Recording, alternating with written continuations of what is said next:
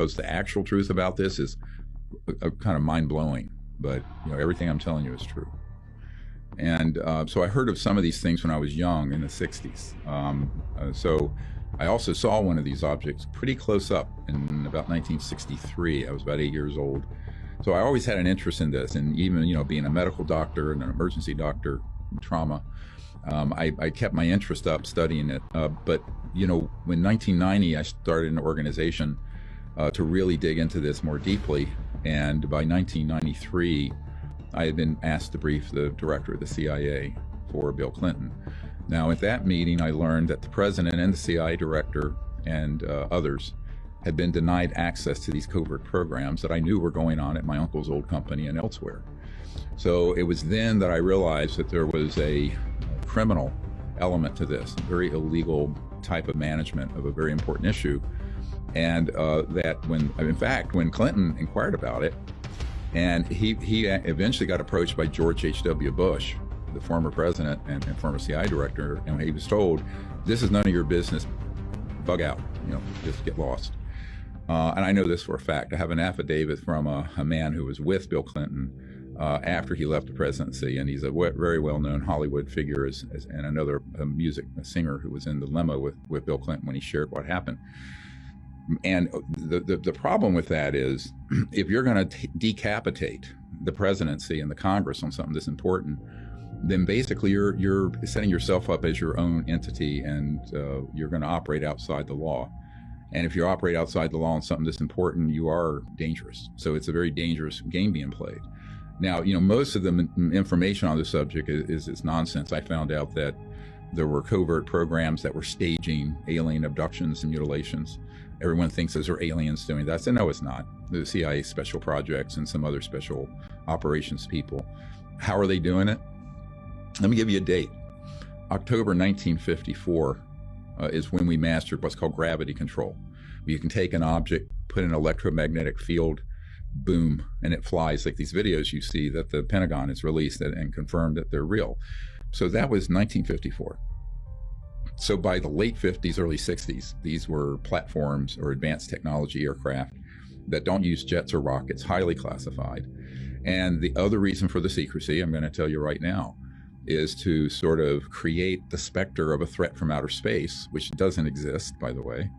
It's totally a fraud, for the purpose of amassing more military power globally, by staging a threat from outer space. And remember, if you look at our documentary Unacknowledged, which is still up on Amazon, all the platforms, it details how Werner von Braun, who invented the rocket for Adolf Hitler, on his deathbed begged a member of my team, Carol Rosen, to expose the fact that they were planning to stage an alien attack and to look like we're under some sort of threat. And it was all a false flag, totally a false operation. And that the purpose behind that would be to amass huge amounts of geopolitical power, sort of in a totalitarian way, through military operations. So this is a little bit like the Gulf of Tonkin in Vietnam, where we staged the attack on our Navy vessels so they could expand the Vietnam War, when, of course, the American public was against it. So these sort of what are called false flag operations happen quite a bit. And what we have to be sure is that the public understands all this, but also the members of Congress and White House. So it's a very complicated problem. And if you Google this subject, I'd say 90% of everything that comes up is just nonsense, frankly. But there's a core of it that's true. And there are extraterrestrial vehicles and civilizations.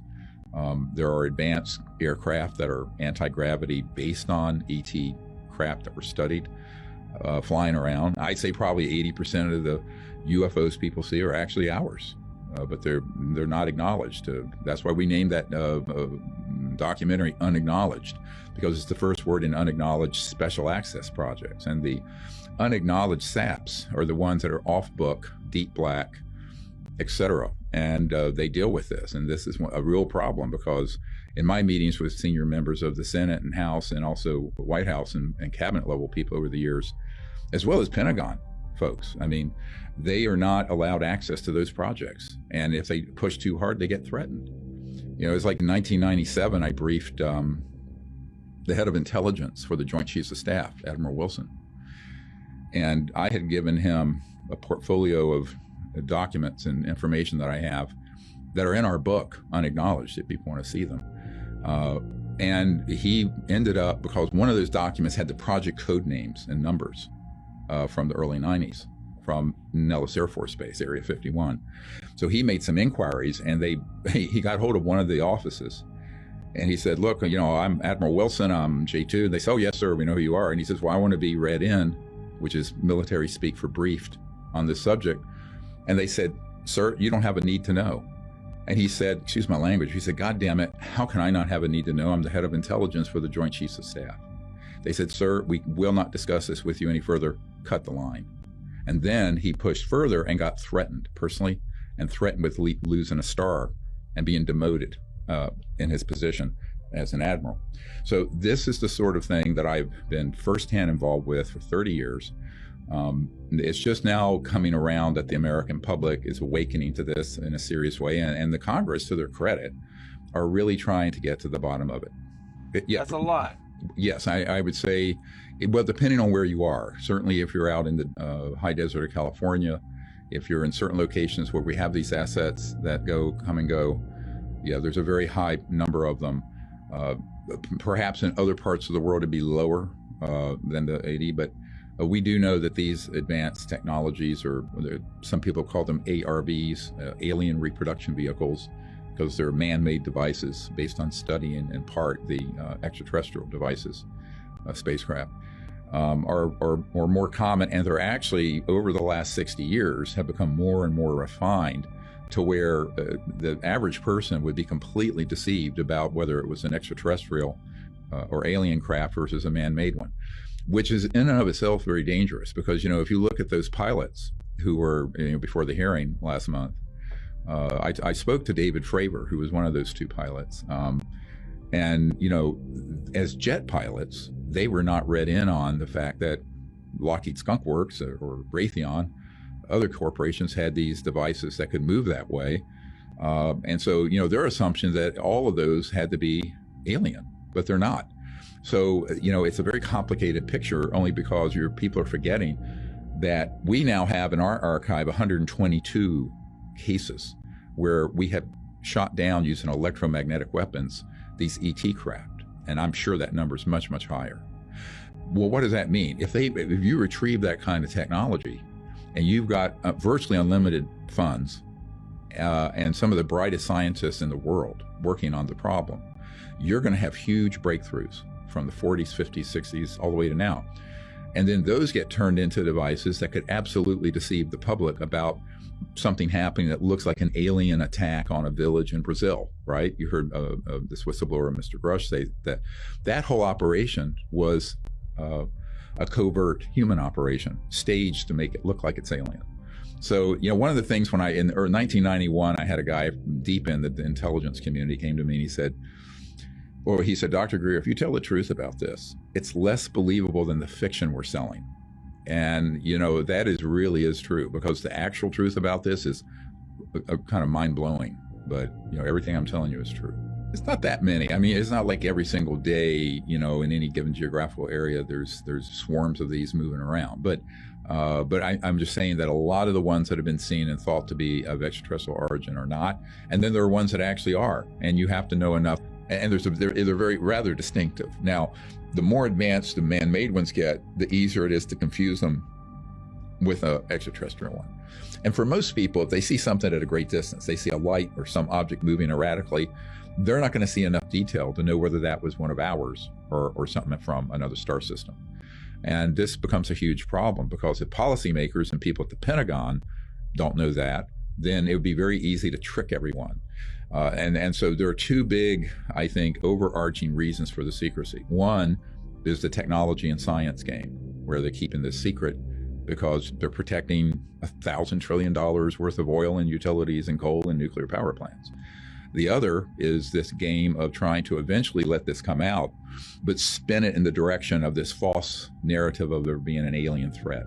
So those are the two twin pillars of the secrecy since the 1950s. I found in my archive from 1993 or 4, when I recommended to President Clinton, after I briefed his CI director on this, that these projects were being run illegally in big corporations that were keeping the UFO issue secret, the technology secret, and that the best way to do it would have a amnesty period where they're notified you have to bring forward your technologies, the spacecraft you've retrieved, which are extraterrestrial in origin, the man-made spacecraft that are running off of reverse engineered technologies, and they got to do it or be criminally prosecuted. So that an amendment to the intelligence funding bill came out of the Congress after our National Press Club event in June, and it got also out of the Senate, I think, pretty unanimously.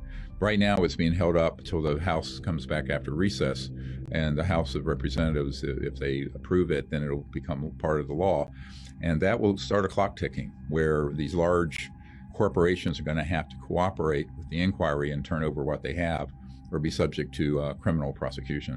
So that is something that is on the table right now, moving through Congress. Okay, what do you mean by large corporations? Like who? Well, Northrop Grumman, Lockheed Martin, Boeing, Raytheon, EG&G, SAIC. We have all those corporations operations pretty well mapped out, know where they're happening. We have people who've been on the inside, who've worked on these technologies. Other companies that are involved, General Electric. We also know that both GM and Ford have had components of their projects that are classified dealing with this issue. Now, what the public needs to understand is that if you're the president or chairman of the Senate Intelligence Committee or members of Congress, you're not told about any of this. I mean, of course, this is completely illegal. So the programs that are run dealing with this UFO issue have been unconstitutional since the late 1950s. And that's what we're trying to rectify and fix. Oh, it's easy. I mean, first of all, the government's huge, complicated. The people who are in political office are pulled in 1,000 different directions. And the funding mechanism is very interesting. We had a woman who worked for SAIC who worked in an office where they would have all this money coming in. They would sort of gin up reports, just fake reports that go back to Congress and to auditors, and the money went through the back door into these unsanctioned illegal projects. So the public has been getting ripped off for probably over 60 years with these sort of programs, 65 years. And, it's a mistake to think that even the people I work with in Washington, I'm here in Washington right now, who manage what's called the black budget of the United States, which is the very secret part of the budget dealing with covert operations. And I've been meeting with those people, and they're not briefed on these issues, but now they know that it's real and there's something going on. So I think the public needs to put aside their fantasy high school civics lesson about how government runs and realize that Eisenhower wasn't too far off the mark when he said, beware the military-industrial complex. And when Senator Inouye, who was the chairman of Intelligence and Foreign Relations, said that there's a secret government with its own Air Force, its own Navy, its own funding mechanism for funding that's above the law and free from the law itself, I'm quoting. So I think that, this is a huge problem, and the consequences for every person on the planet are huge, because you think of the fact that the technologies that we document in this documentary, The Lost Century, those technologies have been around for over 100 years. I'm talking way beyond what you're looking at with Tesla-type cars. But the real Tesla, Nikola Tesla, he had these sort of technologies, and they were suppressed back in the 20s. So, we need to move forward, because if this issue gets resolved properly, it's not just that we're not alone in the universe, is that the technologies that get us off oil, gas, coal, nuclear power, wind, solar, these battery cars with 900 pounds of lithium-ion batteries that are so damaging to the environment to make, all that'll be a thing of the past. So now that's part of the problem, because you're talking about a multi-hundred trillion dollar macroeconomic issue, right? Money and power. So the reason the secrecy exists is that kind of corruption, but on a very large scale. I think there are now key members of the Senate Intelligence Committee and Armed Services, as well as members of the House that I'm meeting with, who understand this and are really wanting to move quickly to get to the bottom of it. Yeah, I mean, there are two big issues. One is what I just mentioned, power and money. Like if it were to be disclosed that you look at the Pentagon footage of these Navy jet pilots took of chasing one of these objects off the coast of California, that thing had no jets, no rockets, no nuclear power plant on it, no heat signature. I mean, the infrared, meaning detecting heat, was zero. So how is it moving? against 100 and some mile per hour headwind at that altitude? And how is it making right-hand turns and going straight up and down? Well, that's an electromagnetic propulsion system that deals with a very high end of physics. The energy that drives those machines are called the zero-point energy field, which is energy from the space around us. Tesla called it the infinite energy field. So the question really becomes, how long are you going to let these sort of people keep these technologies away from the public when the pollution and the biosphere is being degraded and half the population of the Earth is in poverty? And the disclosure of these technologies and this information would completely change that. But imagine you're a multi-trillion-dollar oil company, or have interest in the petrodollar system, et cetera, and so on. Or you're running a public utility. You're talking hundreds of trillions of dollars in assets that run the planet, but it's running the planet into the ground. So there needs to be sort of a new industrial revolution where all those old smokestack industries get replaced with these very high-tech new physics technologies, which already exist. I mean, they don't have to be developed. They've been developed for decades. So when the public learns what's behind the secrecy, that's when they're really going to push to get this disclosed properly and get to the bottom of it. The organization that keeps this secret is global, and they have operations in countries all over the world. It doesn't really respect international boundaries. The very first thing I said to the main investigator for the Senate Intelligence Committee here was, look at the map on the conference room here that we're in, take all the lines off of it that are between countries or states. This organization moves with alacrity across any national boundary. And they have assets all over the place, but they don't respond to democratically elected offices here, UK, Australia, all over. And anyone anywhere in the world that were to independently develop one of these technologies, those will be confiscated. And if you look at this documentary we just released, The Lost Century, and how to reclaim it, you'll see documented where there are a number of people who have been killed because they had a technology that would be, quote, free energy. It'd be something to sit on the table here, and it would run your house with no electric bill and no pollution. And the energy is coming from the fabric of space around us. It's called the zero-point energy field, which, by the way, was first postulated in the 1930s and proven in early 50s. So, this is in the main physics journals, by the way. The so-called levitation anti-gravity technologies began to be experimented with by T. Townsend Brown in the 1920s. And we have the physics journal reports of him creating lift or levitation using very high voltage systems. So once those technologies began to be combined with our studying of extraterrestrial vehicles that we had shot down, then it really took off in the 40s, 50s, and 60s. So when I say that we're literally 100 years behind where we should be technologically and socially, it's really true.